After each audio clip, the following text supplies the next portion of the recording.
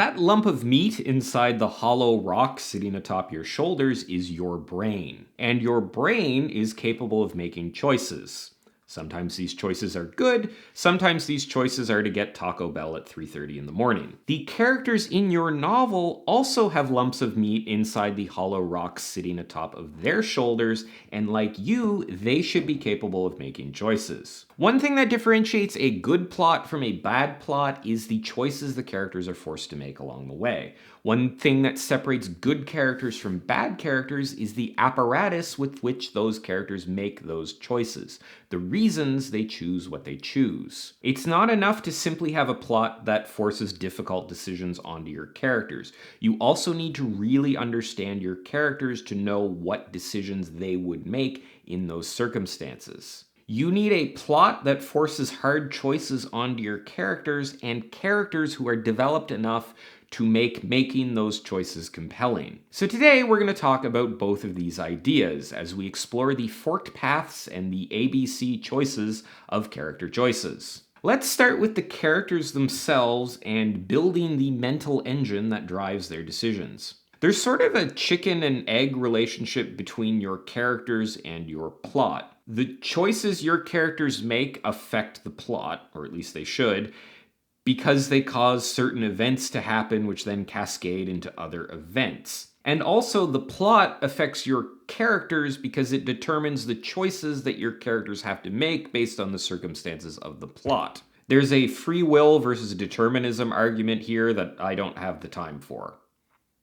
Or that the powers that be have decided that I don't have the time. One of the things that's really good to understand is how swapping out a given character with another character would cause a plot to play out in a different way. The most famous example of this is the theories around Hamlet and Othello, that if you switch the protagonists of those two stories around, then neither of those stories become a tragedy because the way Hamlet and Othello deal with their respective problems in their respective plots would work out a lot better. This is a really good example of how a specific character, when that character is well developed, makes choices that affect the plot and cause the story to play out in the way that it plays out. And if you remove that character and stick somebody else in their shoes, you end up with a different story. So what are these attributes of a character that affect how they deal with the plot? Well, it's pretty much everything about the character. Their backstory and experiences, their flaws and issues, their skills or lack of skills. A well-developed character is going to have enough attributes, enough features that they will interact with the plot in a way that is very specific to them. Their shortcomings are going to manifest as bad decisions and times where they make the wrong decision.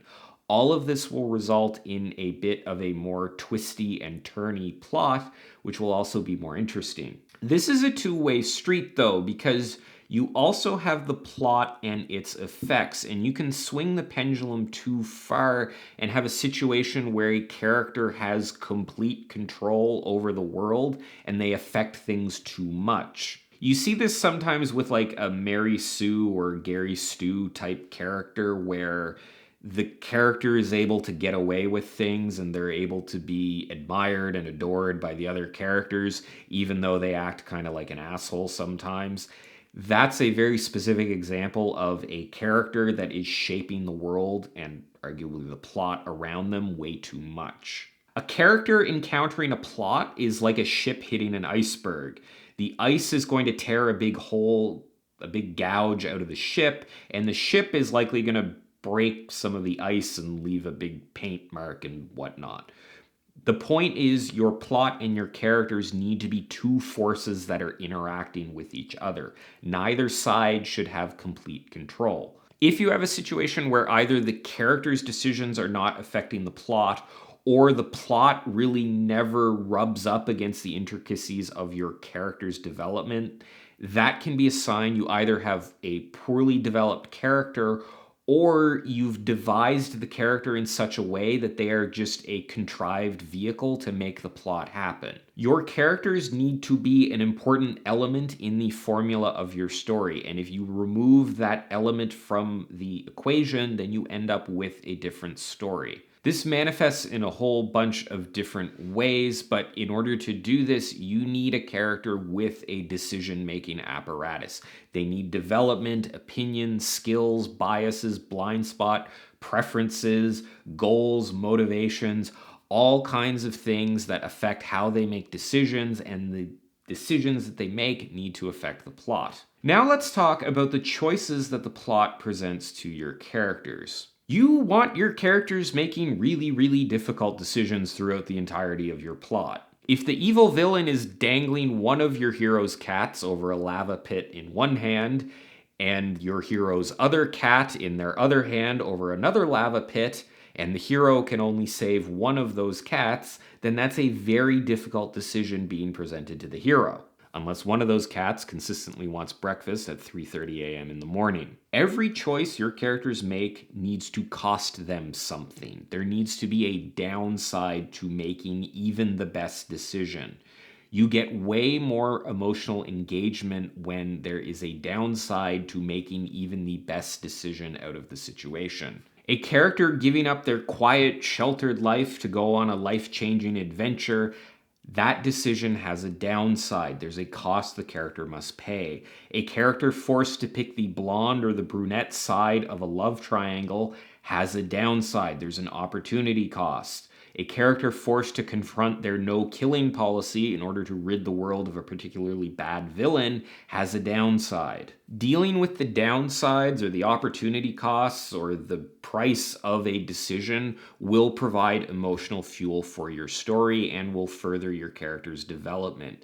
If a decision is just all upside and super easy to make, then there's no tension, there's no drama, there's no intrigue. You are zapping that moment of the decision from all of the narrative impact that it could have. Your story becomes a bunch of obvious, easy to make choices that aren't going to push the character and isn't going to engage the reader. You can achieve a lot of the same things by having characters make the wrong decision as well. A lot of tragedies are basically baked around this. You want to make sure that the character thinks it's the right decision, though. Otherwise, it will seem like they're just creating drama for drama's sake, and the reader will be able to see that. Tragedies that center around characters making the wrong decision usually have strong reasons that the reader understands for why the character is making those bad decisions. Sometimes a decision doesn't have to have a clear downside. Sometimes the character just lacks enough information to be able to make the optimal decision. This can also happen when the character's flaws lead them into poor decisions or blind them to potential downsides of a decision. See Hamlet and his solving of problems by putting on plays within a play. Ultimately, what you want to avoid is a plot full of obvious decisions that don't have any downsides, that don't have any consequences. You also want to avoid a plot where the characters are not making any decisions. I hope that's clear by this point in the video. Focus on giving your characters the choice between two dark hallways to walk down with very little information about which one is the way to go. Don't give them one brightly lit hallway that was just recently inspected by the fire marshal and another hallway that obviously just drops into a pit of snakes. Make the choice difficult to make. Push the characters to their limit in order for them to make that decision. Speaking of decisions that need to be made, I have made the decision to conclude this video here because I've been talking for way too long. So there you have it. If you would like to choose to leave a comment on this video down below, you can make that choice. That's up to you. If you want to make the choice of seeing more content like this, you can check out all my other writing advice related videos and subscribe to my channel. I post new videos 3 times a week. As always, thanks so much for watching, and I will see you next time.